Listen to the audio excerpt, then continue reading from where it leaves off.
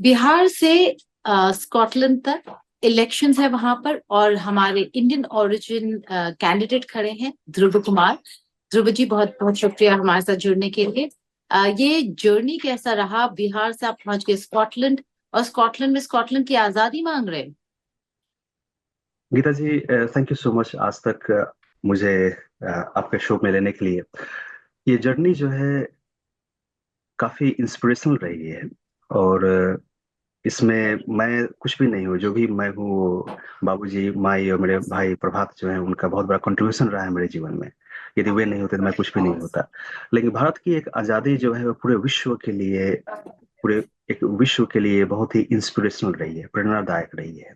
Scotland की आज़ादी हम चाहते हैं, और स्कॉटलैंड एक स्वतंत्र कंट्री होगा। और यह बहुत ही बड़ी विडंबना है कि भारत की आज़ादी इतने सात समुंदर पार भी आज भी इस मॉडर्न वर्ल्ड में स्कॉटलैंड को इंस्पायर कर रही है। मेरी जर्नी में शायद भाग्य का ही कुछ है कि वहां से चंपारण की धरती से आकर, जहाँ पे भारतीय स्वतंत्रता का संग्राम शुरू हुआ था गांधी जी ने, बिल्कुल। और उसको आज फिर से उसी कड़ी को जोड़ना स्कॉटलैंड के इंडिपेंडेंस में, जो अपने में एक अद्भुत तो है ही, लेकिन ये भारतीय परंपरा और गांधी जी की एक कड़ी मेहनत थी जी, और उनकी जो विजन जो था, आज उसको हम कर रहे हैं। स्कॉटलैंड इतनी स्वतंत्र, इतनी अद्भुत कंट्री है यहाँ की कि स्कॉटलैंड और स्कॉटिश लोग जो है, we deserve to be an independent. जी। इस कैंपेन का स्लोगन है हमारा, vote for Alba is a vote for independence. जी बिल्कुल।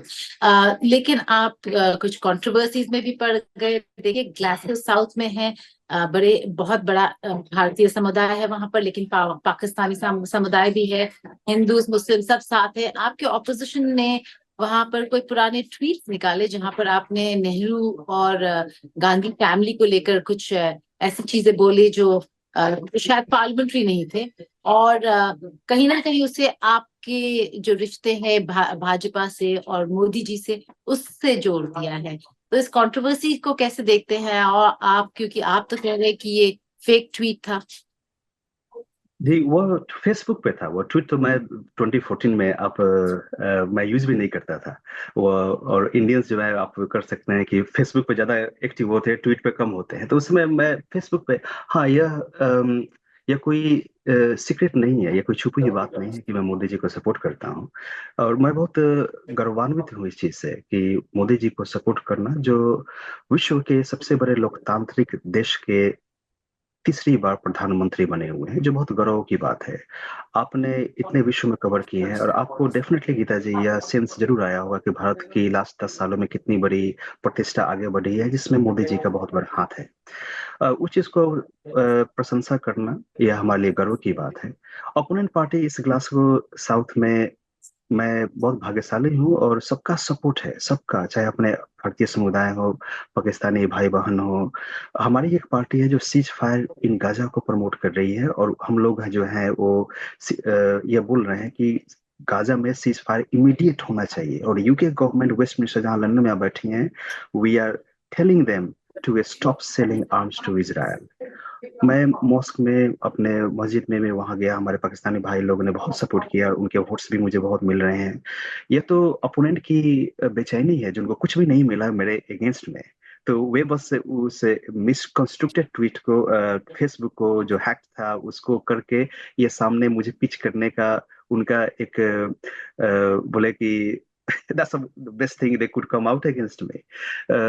लेकिन उसका कोई इम्पैक्ट नहीं है, उसका कोई कुड नॉट अचीव। लेकिन हाँ, मोदी जी बहुत खुश होंगे कि उनका नाम जो है स्कॉटलैंड में जरूर फिर से हुआ है। लेकिन कि ये भारतीय, इतने जी। इतने हजारों मील दूर भी अभी भी अगर देखें कोई इलेक्शन में भारतीय जनता पार्टी और मोदी की चर्चा हो रही है। तो ये तो इंडिया की और स्कॉटलैंड की बहुत बड़ी बात है यार, और ये नेचुरल एलाइज है, इंडिया और स्कॉटलैंड तो नेचुरल एलाइज है। हम दोनों का कॉमन बैकग्राउंड है, इंडिपेंडेंस।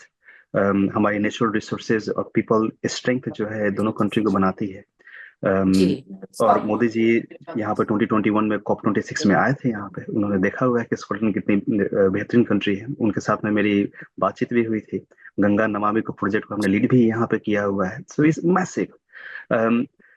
कल की वोट है, मुझे उम्मीद है कि हमारे जितने भी स्कॉट, जितने भी एथनिक माइनॉरिटी, इंडियंस मूल के, पाकिस्तानी मूल के, यहाँ तक कि दुनिया न्यूज जो है जैसे आज तक के इक्विवेलेंट है पाकिस्तान में, तो उन्होंने बड़ा आपको अच्छा लगता है cover-। कि एल्बा पार्टी को हिंदू मुस्लिम सबका सपोर्ट रहेगा? जी बहुत बहुत सपोर्ट है और हम हमारी एक और ऐसी अगर पार्टी है जो जीत के इतनी, आते हैं, जी बताएं। हमारी एक ऐसी पार्टी है जो इतनी इंक्लूसिव है, जो सबको, हम्म। सबकी हर कम्युनिटी, चाहे छोटी कम्युनिटी या बड़ी कम्युनिटी हो, उसकी वॉइस को रिप्रेजेंट करने का एक प्लेटफॉर्म है यह, कॉन्स्टिट्यूशनल हम्म। प्लेटफॉर्म है यह। चलिए ठीक है। और अगर जीत कर आते हैं तो रिश्ते भारत के साथ कैसे नजर आते हैं आपको? भारत के साथ रिश्ते स्कॉटलैंड के हमेशा ही अच्छे रहे हैं, और एक डिप्लोमेटिक रिलेशन ऐसा रहा। जैसे विस्की देखें, स्कॉच विस्की जो है इंडिया में एक्सपोर्ट काफी ज्यादा, टूरिज्म जो है, वाटर इंडस्ट्री यहाँ की है, यहाँ की एजुकेशन है, यहाँ की रिसर्चेज हैं, यहाँ की आपकी ऑयल एंड गैस जो है, जो यहाँ की ऑयल एंड गैस जो है, हम लोग फाइट कर रहे हैं कि ऑयल एंड गैस इंडस्ट्री को एक्सपैंड किया जाए और यहाँ की ग्रेंज माउथ रिफाइनरी है उसको यहीं पर रखा जाए। तो वह एक इंडियन ओरिजिन फेस होना ऑटोमेटिकली दो कंट्री की ब्रिजिंग का काम करती है।